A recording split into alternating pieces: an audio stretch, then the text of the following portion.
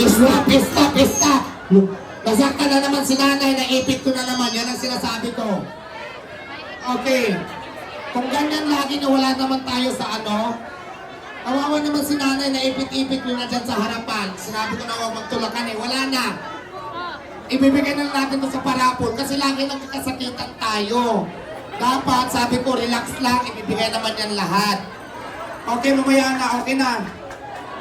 Lagi nagkakasakitan. Tama na yan kasi nagkakasakitan eh. Doon na lang sagit mamaya pagpa-uwi na. Okay? Okay na. Picture na lang tayo. Mamaya na kami na magbibigay nito dahil nagkakasakitan talaga. Kawawa naman.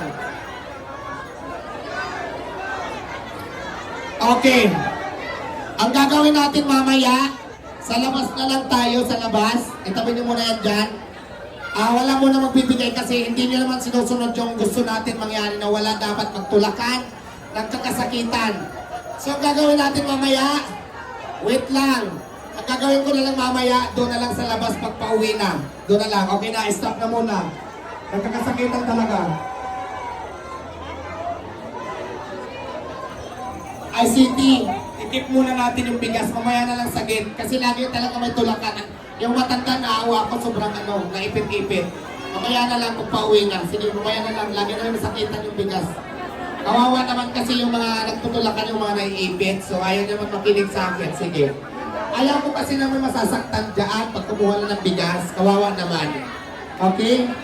Mamaya naman ulit.